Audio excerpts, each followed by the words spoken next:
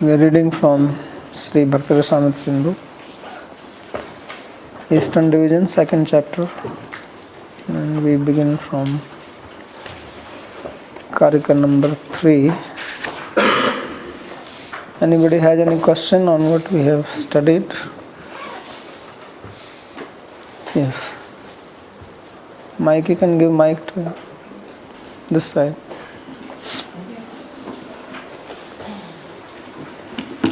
Hello.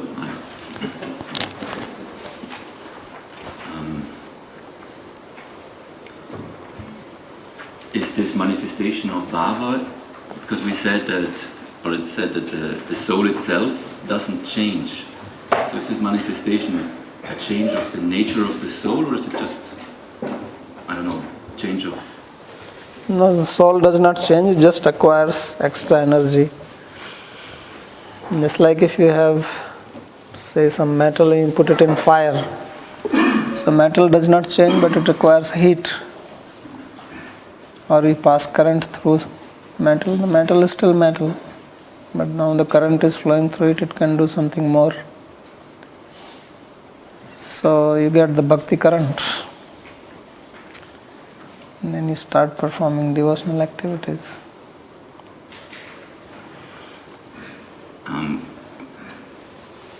Can we say that Shraddha itself is already Bhava? No, Shraddha is not Bhava. Shraddha itself is also the potency of Bhakti. Actually, it's all Bhakti only, but it reveals itself according to the qualification of the person.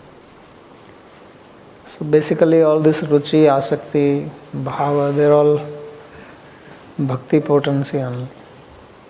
Because without that you will not engage in it. So it just reveals it's like there are different examples given. One example is that it is like the seed and then it grows into a creeper. It's called Bhakti Lata Bij. Or sometimes it is compared that it is like the juice, then it becomes more thick.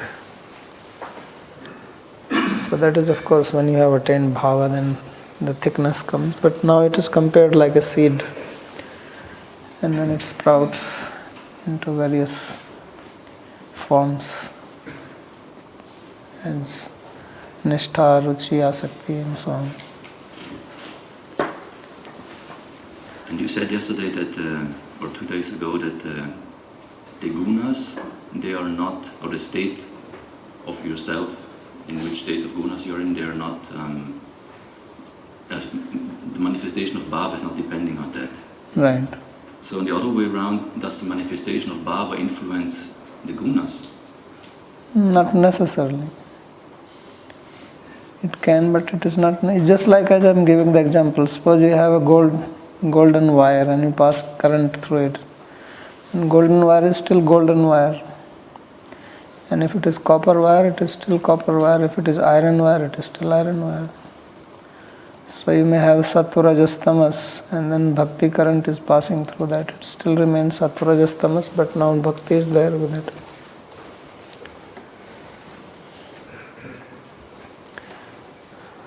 But when you are performing your sadhana, and naturally sadhana involves following sattvic life, your food, your lifestyle, so naturally there is an influence of that on the gunas.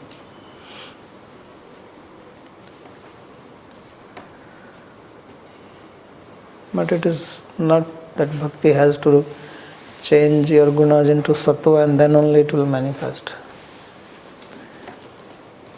That's not true. So the story of Vritrasura is basically to demonstrate this. That even asuras like Prahlad is born in asura family. Asuras are usually tamasic by nature. Their food habit, lifestyle, but they can also have bhakti. Or then they give the example of birds, snakes, animals. They are tamasic by nature, but they can also have bhakti. So sometimes people ask, Garuda is a devotee, why is he eating snakes? And that's his food. course, it means he eats tamas, means he destroys tamas, consumes it. You can give the mic here.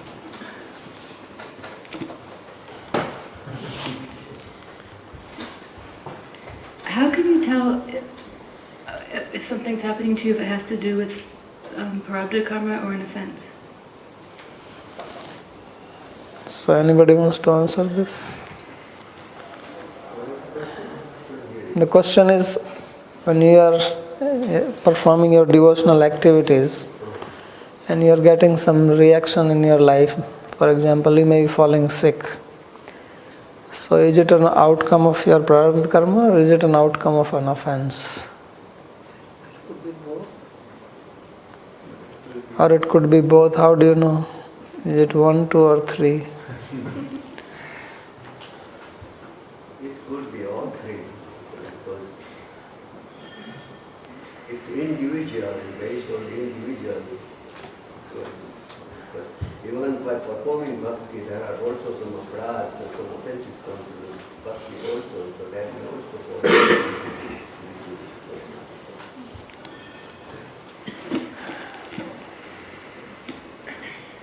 You want to answer? No, she just gave it to me, so I took it. No, here, Malti is asking. There are some specific symptoms of aparadh which may not be caused by karma, like losing taste in bhakti, or certain becoming crooked, or these different things which are mentioned, and which are not the case if it's just a reaction of sinful activity. Patelji. Could it depend on, according to the degree of your surrender? If you are fully surrendered, then one would see that it's coming from Krishna. And if one is partially surrendered, then it's your own aparadh in the process. So we studied in the first chapter that one characteristic of bhakti is, the very first characteristic is kleshagni, right? That it removes your kleshas. And kleshas were described papam bijam, right? Remember, sin, and the seed which is vasana and so on, right? So actually if you engage, and we are talking about uttama bhakti here, so if you engage in uttama bhakti, then your sin is already removed, which means it is not prarabdha karma. So that is the bhakti point of view. That is different. That devotees may think it is coming because of my sin, I am not even a surrendered devotee. Those are the moods of devotees, but when we analyze from the bhakti point of view, uttama bhakti point of view, if someone has taken diksha and surrendered to Guru, then there is no more sin involved. Because that is the first thing which bhakti does, that it removes the sin. So then why the problems come? Because even great devotees like Prahlad or even the Pandavas, they went through a lot of trouble, tribulations in their life. So was it because of their prarabdha karma? So then we don't say that it is because of their prarabdha karma. We also don't say that it is because of offense, because they are parikaras. So it is just by Krishna's will. It is part of his Leela. He wants to show something. It's like Arjuna is getting into this mood of grief. So now how grief can touch a devotee? Krishna himself says, Asocyanani sochastum pragyavadansya bhashase gatasuna gatasunshya nanu shochanti pandita. That you are speaking learned words and then you are grieving. So what does it mean? That if you are a really wise person, you don't grieve. What to speak of a devotee, and what to speak of a great devotee like Arjuna, Krishna is driving his chariot, he is not an ordinary person. So why is he grieving? This is not because of some prarabdha karma.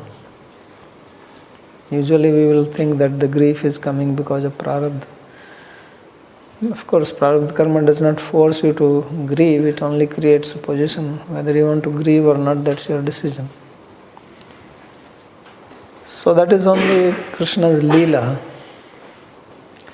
So therefore, a devotee's difficulties do not come as an outcome of prarabdha karma, but it may be due to offense or by Krishna's will. As we analyze case of Jad Bharat or Bharat, King Bharat. So how is that he was situated on the Bhava platform and then he became attached to the deer? So then two answers are given. One is that there was some previous aparadha which became manifest. And the other is that Krishna only wanted him to be like this so that his intensity increases. So sometimes Krishna does things which are very illogical just to increase the eagerness, yearning for his love. So it is not easy to analyze whether it is coming from prarabdha karma or it is coming from offense or it is a mixture or all that. One has to, of course, study one's own heart, and especially to analyze another devotee is difficult, but for devotees we usually say that it is coming by God's will. God is trying to teach or make him understand, or it is his blessing coming in different ways. As Krishna says, Yasya aham anugranami harisya tad dhanam sanai. When I want to bless, and of course that does not mean that he does to everybody like that, but he takes away his wealth. So now somebody is losing his wealth, property, everything, then it may be an outcome of his prarabdha karma, it may be Krishna's grace.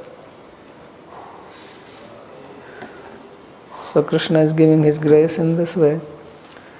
So analysis can be done, but devotee himself should think that everything is a grace. Or if he wants to feel humble, then everything is coming because of my prarabdha karma. So tatte anukampam susamikshamane bhanjana eva atmakritam vipakam. So it's Brahma says this, that your devotee is anukampam susamikshamane. He sees grace all around, that everything is Krishna's grace.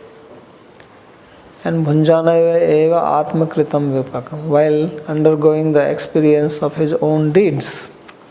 Now that own deeds may be prarabdha karma, offense or whatever it may be, but what he is saying is that he sees grace in that also. So devotee has the habit of seeing grace in everything. Otherwise we tend to blame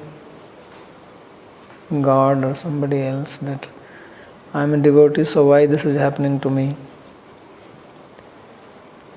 And many times it happens that when you begin devotional activities or you become very serious about bhakti, then problems start coming more than before. So then you start wondering what is the use of doing bhakti. But actually that problem itself is grace.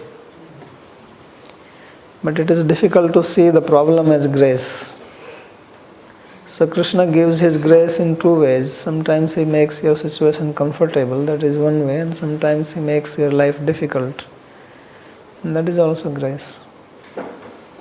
Because that's how you become tough, strong and learn. If our life is always comfortable, we don't learn anything.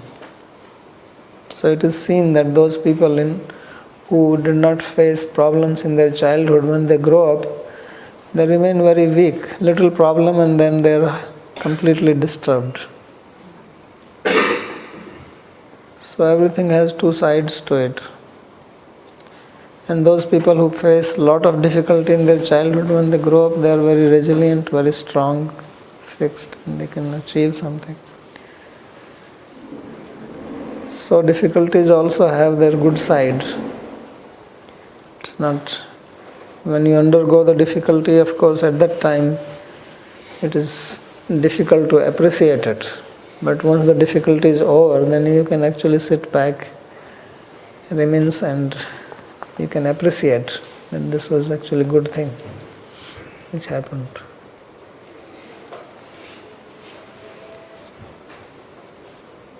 Okay? Can get to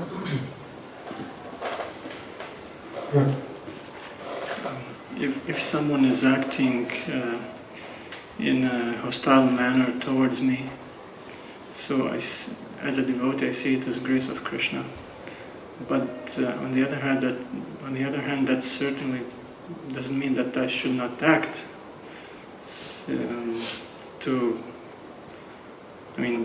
No, grace does not mean that you become idle. Yes. You have to act and see what is the best action you can take. If he or she is hostile, then you have to protect yourself and protect your service. So these two go simultaneously. I'm acting. Yeah, otherwise grace means that you become inactive, right? If everything is a grace, then I just don't have to do anything. No, you have to act. This is what Krishna is saying. He has given us intelligence, hands, legs, all this, so that we act. Karmendriya. Why He has given us the senses to work? He has given us mind, intelligence to think, to plan, to make decision. So they have to be used.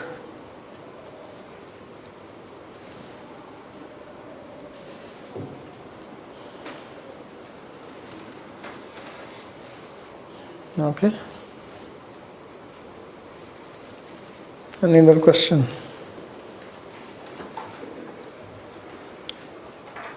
So, you have something to ask? No? Okay, I thought.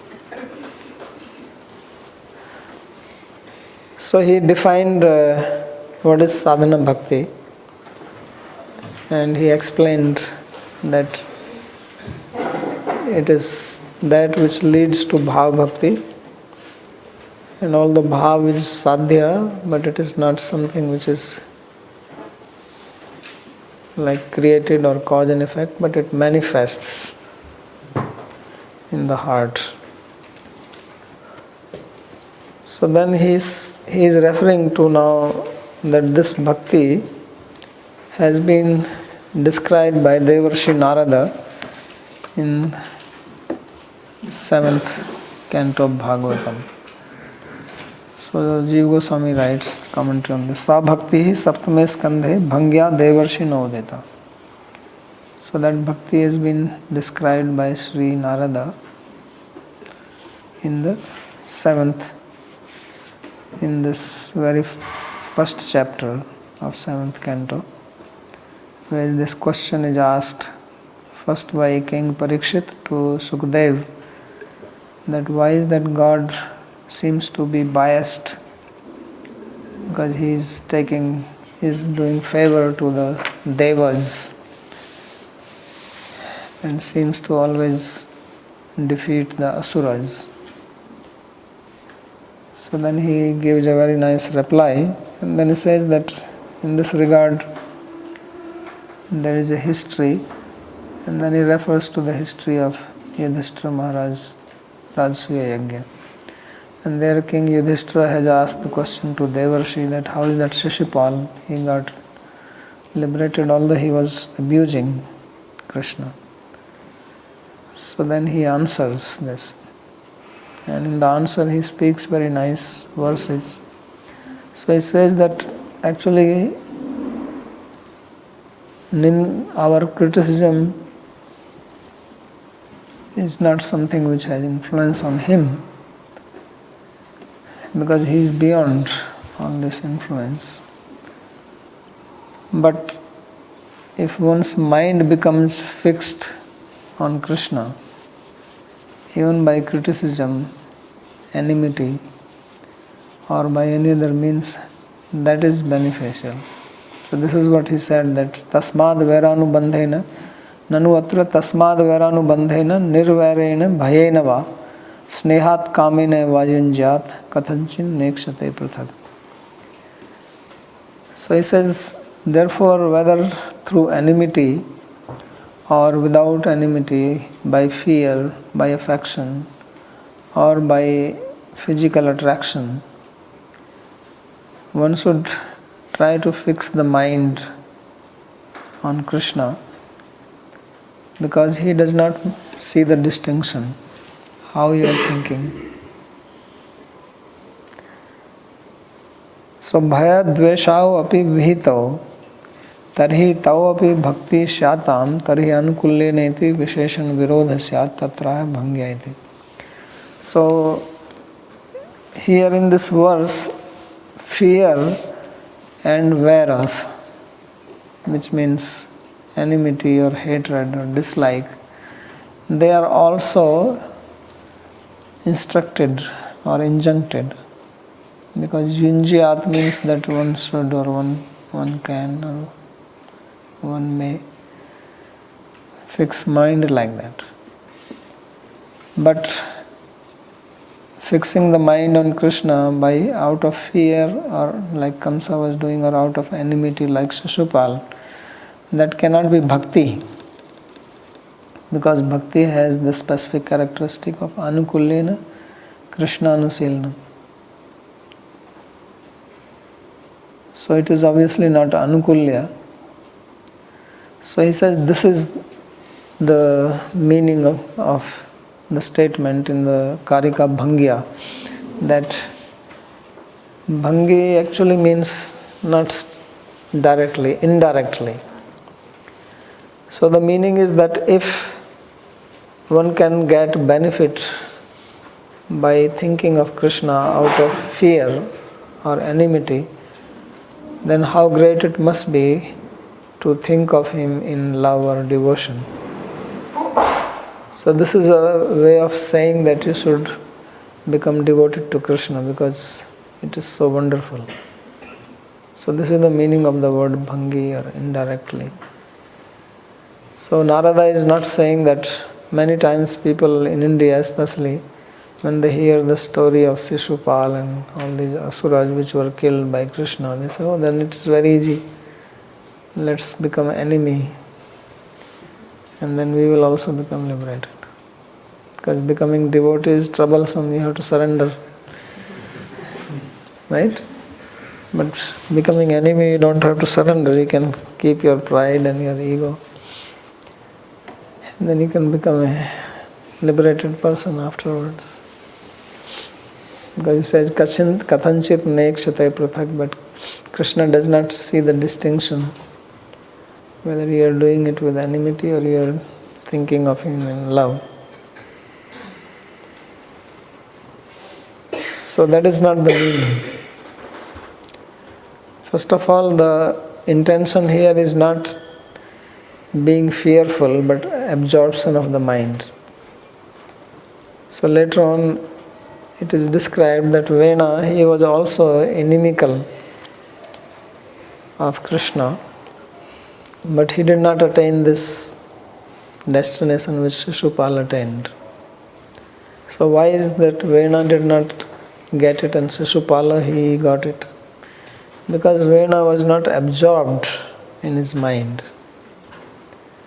So Shishupala, he had a natural enmity.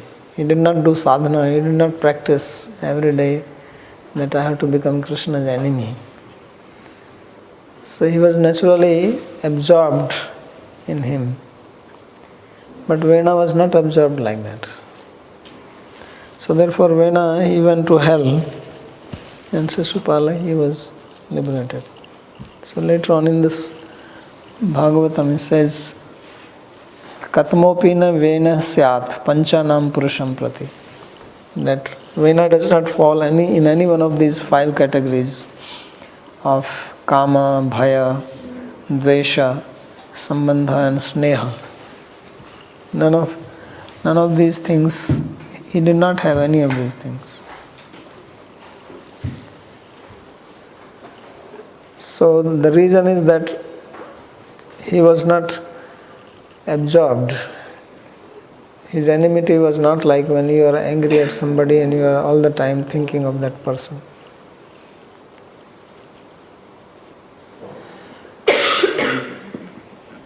So yesterday we studied that the offense in itself is a great obstruction to bhakti.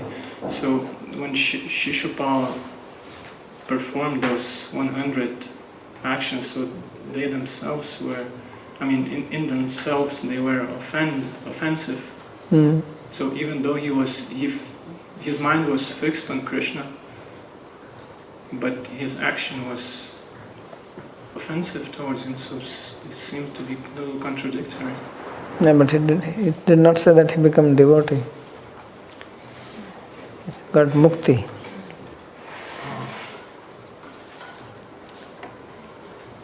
So he got liberated because he is thinking of Krishna while dying. And he was killed by Krishna, so there is something extra here besides offense, that Krishna killed him. And when Krishna kills, then his chakra purifies the person, because he sees Krishna coming in the form of the chakra. Therefore chakra is called Sudarshana. So the name of Krishna's disc is Sudarshana.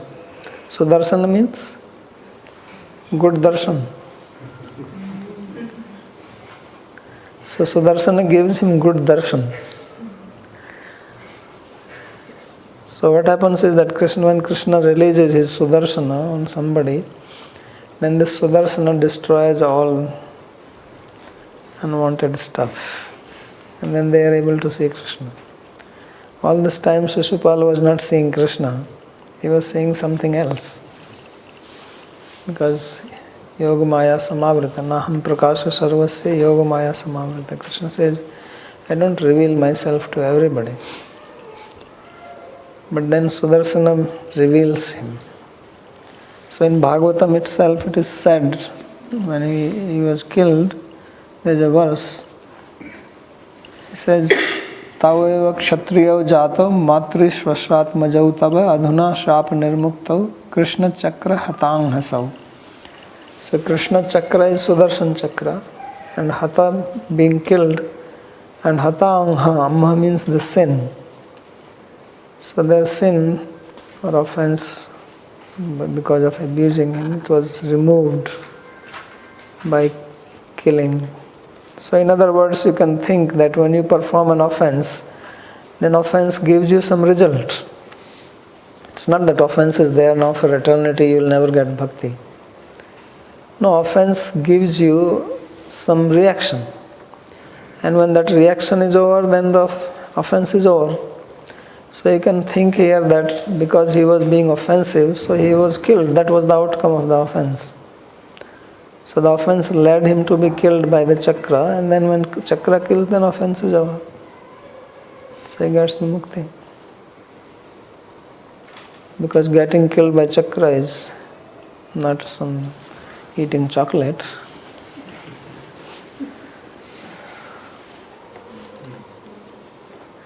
Yes.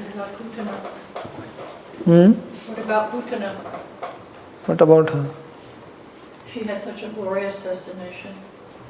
She has what? A glorious destination. Yeah.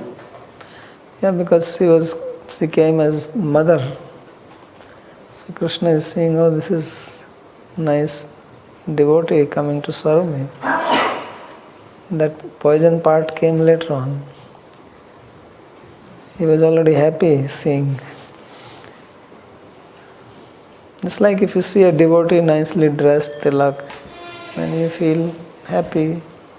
Even if you don't know, if you meet somebody on the airport in devotee dress, you feel that maybe you want to go and speak with that person. So Krishna saw the dress. She came in the gopi dress. That's why gopi dress is selling nicely now in Loi Bazaar. Because Brahma spoke verse Sadve Sadeva Putana Pisakula Tvameva Devapita. So Brahma says that just by wearing gopi dress, this Putana attained you. So now gopi dress is doing good business. Only, Didn't she seem to have some appreciation of him as she approached him? well, appreciation even Shishupal had. Did he?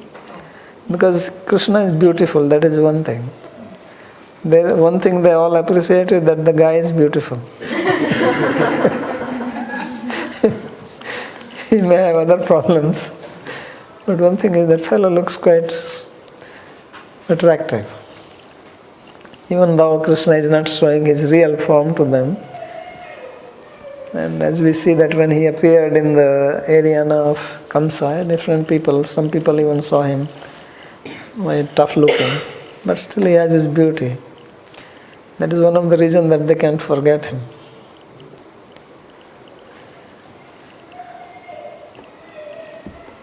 So in case of Krishna, it is something special because he is personally present.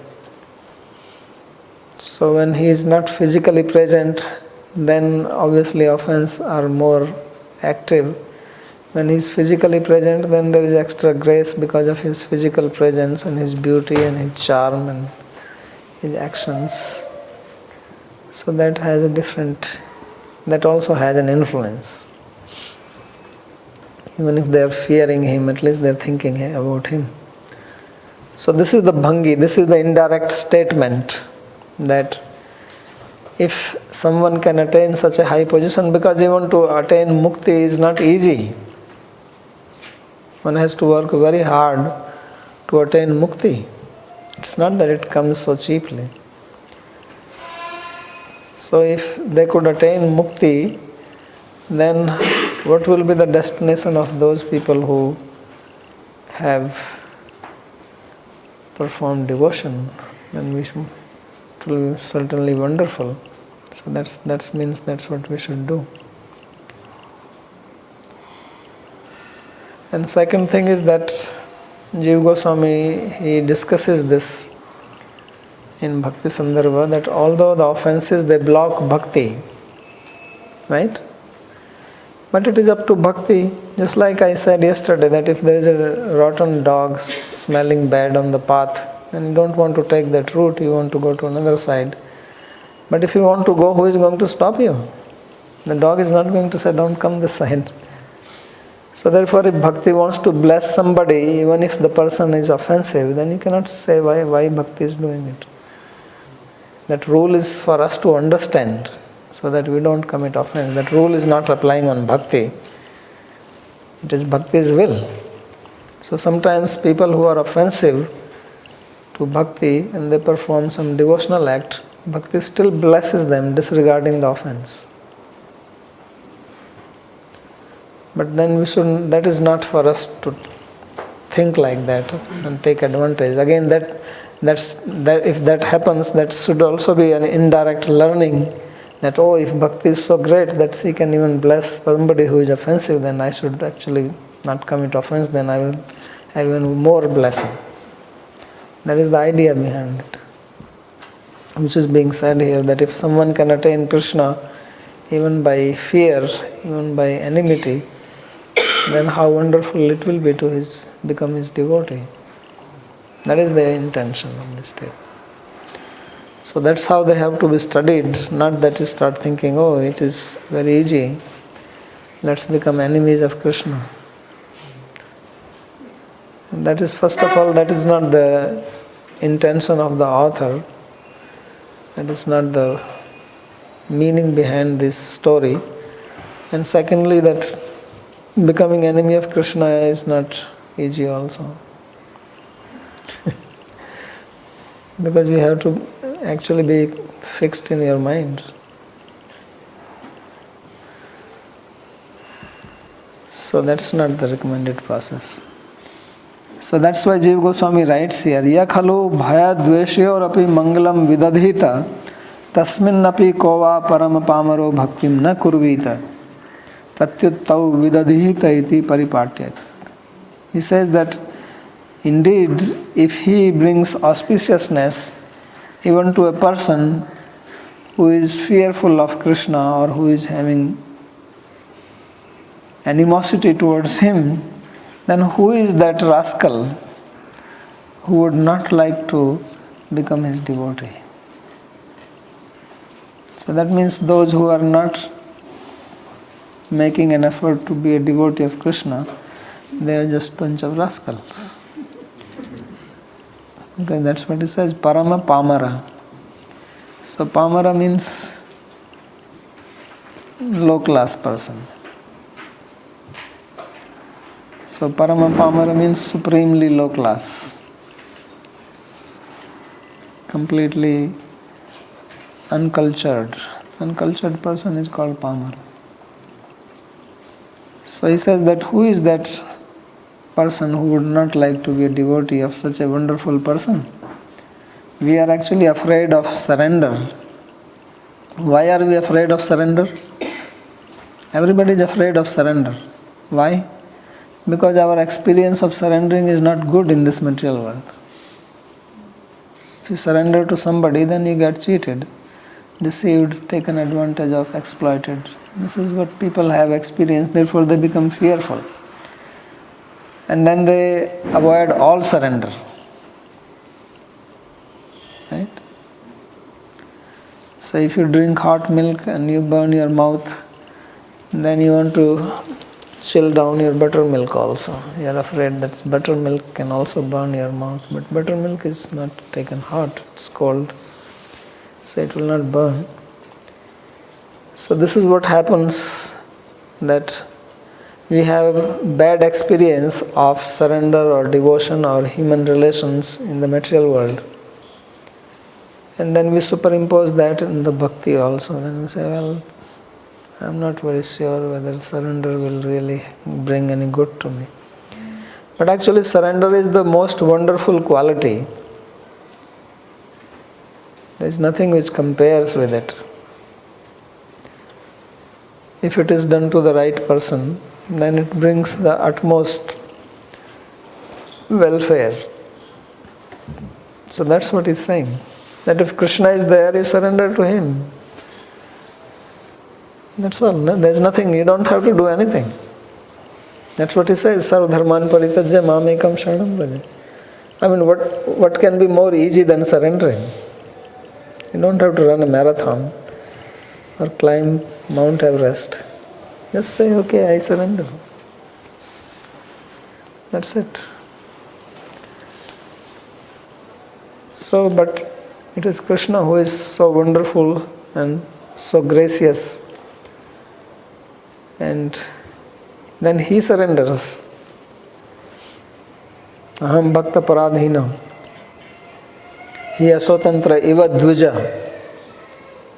Vasikurvanti mam bhaktya satpatim satastriyayata. So he says, I am surrendered to my devotee, he says.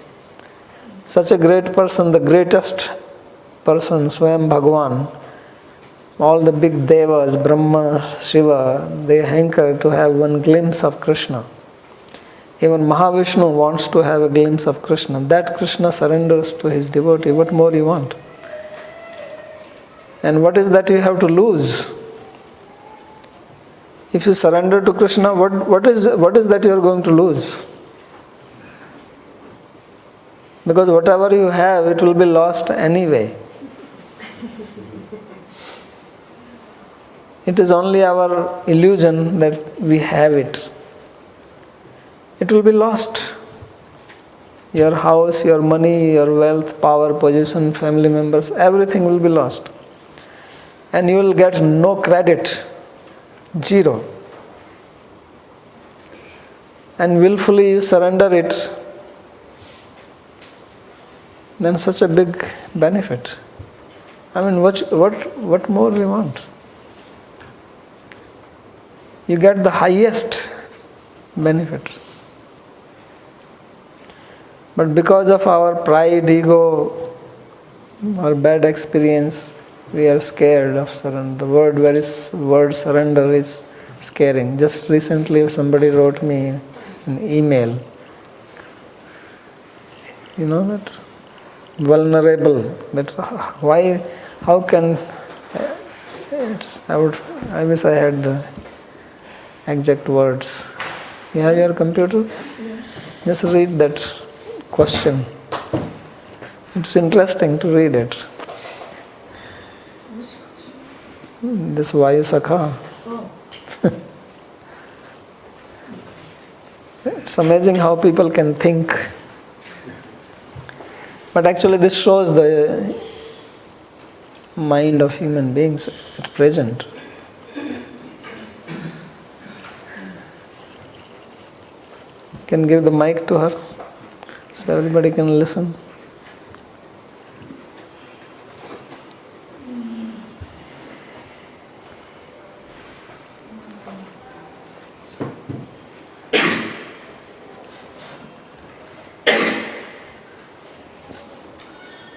You got it? Okay. So this is a fear which we all have because of our material experience. So why this is being described here and so much analysis is being done, so that maybe somehow it can click to us. It is not easy that it clicks, because we have very staunch attachment to our avidya, and we are not easy to let it go.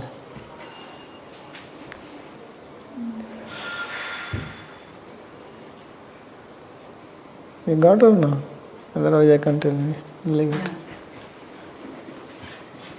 In this postmodern society, in which the human being is always thirsty for any position of power, is the devotee's vulnerability really effective to spread the glories of Bhakti Yoga? So now you see the question. How attractive may be a sacred path which seems to leave you on your own as a symbol of helplessness? Does not Bhakti itself propitiate ashvata or faithlessness? Are the great devotees circumscribed? Okay, that is not. You just dismiss. So you understand what he's saying? That bhakti makes you vulnerable and leaves you completely weak and impotent and alone.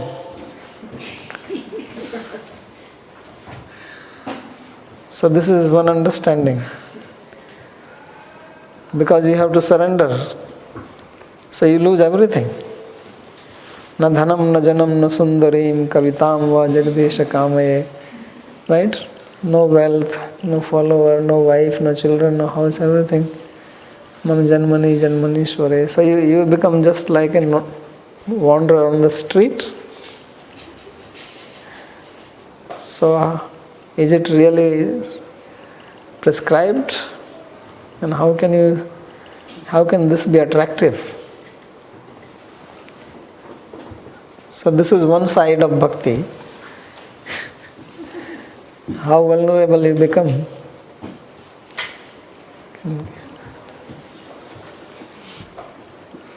In the Indian history books, the historians, they write about the king of Orissa, King Prataparudra, that after he started associating with Chaitanya Mahaprabhu, He became weak. And the kingdom was overtaken, lost. Yes.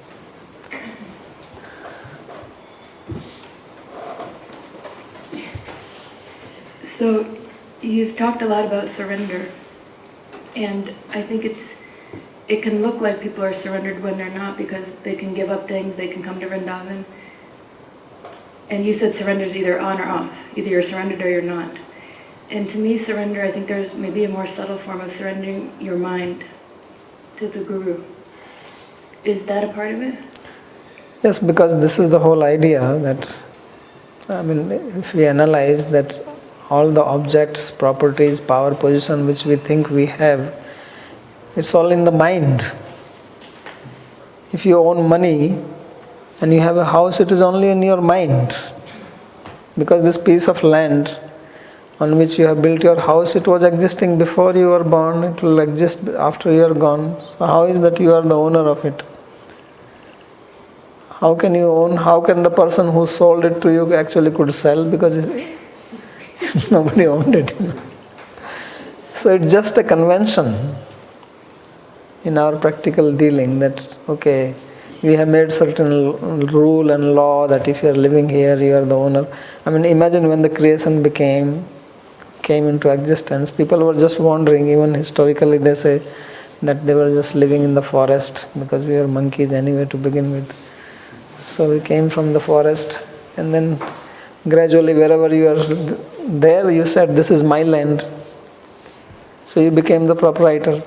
But it's just because everybody made a law that wherever you are, that becomes your property. And then after that you can sell it to somebody and write a deed, then it becomes his. But actually, how did you get it? Just because people have to agree on a certain principle. So nothing really belongs to us. But we think of it in our mind, and therefore surrender is also in the mind. It's not that you have to give up your house and go somewhere. That's why gopis came to Krishna, he did Rasa-līlā, then what did he say? Go back now to your home. They were saying, Padau padam na chalta, that our feet do not walk. Karvama kimva, brajamatho karvama kimva. What are we going to do in Braja without you? But he sent them back. Because they are surrendered to him. It's not that they are surrendered now, they have to just hang around him 24 hours. Poor guy will have he will have no peace of mind. So that's not practical. That everybody leaves house and comes to Vrindavan. So therefore surrender is in the mind. Because where is the attachment? In the mind. So and that is all what Krishna wants to see. He does not want to see that you bring all your property and put at his feet. Or you become poor or anything like that. There are many people who are poor in India. That doesn't mean that they are more qualified to be devotees. Because they don't have anything. They are akinchanas. There are many akinchana in the material world, especially in India. Akinchana means, kinchan means something. Akinchana means not even something. Nothing. Person who owns nothing is called akinchana. So there are many people like this. So devotees are called akinchana. So that does not mean that they don't have anything. It means they don't have the sense of proprietorship. They understand that ultimately everything belongs to Krishna. That is the meaning of akinchana. Otherwise, as he is saying in the question, then we cannot maintain anything, because you will say, well, it doesn't belong to me anyway, so why shall I worry?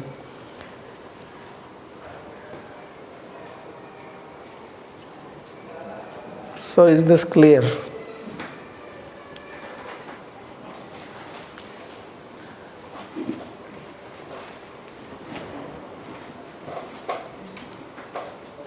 So you said that at the end, anyway, everything is lost. Isn't it? Yes. You agree with that, right? Yes. And everybody will agree with that. So then the thought which is coming up in my mind that at the end everything is lost, but still till this moment I can enjoy what I have. Yeah, so enjoy and create karma. So is this thought coming from avidya, that I think that this is enjoyment, but it is not? What do you think? Where is this coming from? What do you think? It's coming from great knowledge? Is it coming from my lecture or what? Did I teach this to you? No. So obviously it's coming from avidya. So that's how avidya makes you think that I can enjoy. So everything will be lost. So you have two options, that you try to hold on to it as independent proprietor of it and try to enjoy, and then that will bring you suffering, because really speaking you cannot enjoy. Actually you don't have the ability to enjoy it, because the thing does not have the qualification to be enjoyed. Right? So that is, of course, That is understood when you are in Vidya. In Avidya it's very difficult to understand that I cannot enjoy.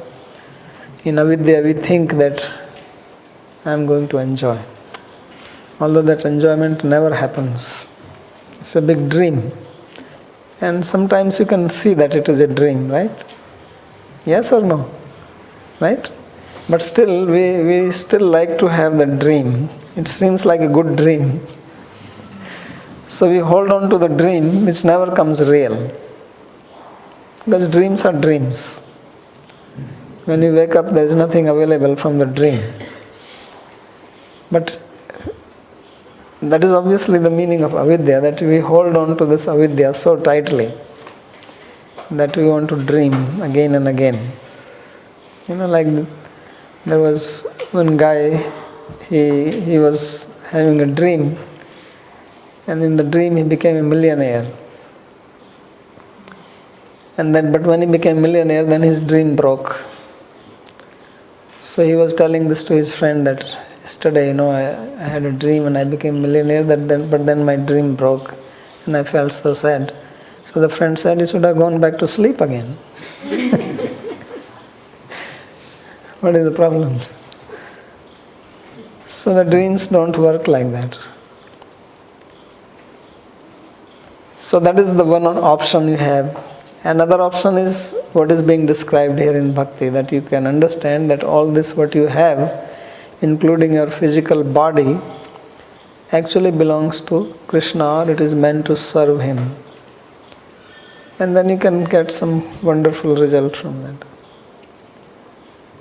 But this is hard to accept and more hard to act on it. First of all, accepting it, this itself is very difficult because of the attachment to our dream of enjoyment. Because we think that bhakti will be all suffering, like he was saying, vulnerable. That if you become a devotee, you are vulnerable. Such a misunderstanding of bhakti. Bhakti is the one which makes you the greatest person. Because one who is not a devotee, Jiva Goswami is calling him as Parama Pamara, the lowest of human beings. So bhakti is that which makes you the greatest human being. There is nothing higher than being a Vaishnava. Why? Because Krishna himself says, Aham Bhakta Paradhino. He says, I walk behind my devotees so that I get some dust from their feet and become purified. Puyetai Angru Reni Bhi. Who can be greater than Vaishnava? When Krishna says, I walk behind him, or I don't leave his heart because my feet are as if tied by the rope of love. Rasna Baddha Angari. So such a high position we can attain. And what is the other option? There is nothing. That we have seen so many examples. We know about forefathers, grandfather, if your father is still alive, maybe not grandfather, great-grandfather, all these people, they had the same dream as you, they're gone. They didn't gain anything. So this is the meaning when he says Bhangya Devarshina, that indirectly he is explaining this bhakti. Ya bhakti saptama skande Bhangya Devarshina udita. So he is saying that even enmity brings goodness. There is no other path where enmity does any good. If you are on the path of Karma Yoga, Jnana Yoga, Ashtanga Yoga, or even in the material world, enmity, fear, they are not doing you any good. But he says that even by fear, he attained mukti. So how wonderful it is to be a devotee. I mean, what more can be said? So that's why he says that Tau Vidadita Paripatya ityartha. He says, therefore these two are as if injuncted here, prescribed. So yunjyaditi tu sambhavnayameva ling vidhanat netu vidho. So the word yunjyat, one should fix the mind. He says this is impossibility and not a prescription, because It is not prescribed that you develop enmity towards Krishna. There is no such prescription. So therefore, yunjat, because yunjat is in vidhiling. Potential case. Yeah. So that means a prescription. So he says it is not a prescription because it is also used in sambhavana or possibility. It means sometimes it is possible that out of fear your mind is fixed on Krishna. It's not in the sense of prescription. Why he says bhaya dveshyor vidhatum ashakyatvat? That it is not possible for you to give a prescription of fear or enmity. You cannot say, okay, start fearing this person. How will you fear somebody? Suddenly, how can you fear Krishna? Yadyapi Sri Krishna parameva idam vakyam tathapi tadan sadhau chetartamena geyam. So he says that although this statement is made only for Sri Krishna, but it should also be understood for other manifestations of Bhagavan. But in the gradation, how much they have the power. Means, if one is having fear of Krishna, then the absorption in Krishna will be more than if fear is of some other form of God. And then obviously the benefit will also be similar, in the same proportion. Because the benefit is not coming out of fear or after of animosity, but because of the absorption of the mind. Because as it will be explained, that the essence of love, which is Uttama Bhakti, is absorption of the mind. When you love somebody, then your mind is naturally absorbed in that person. You don't have to practice, you don't have to do anything.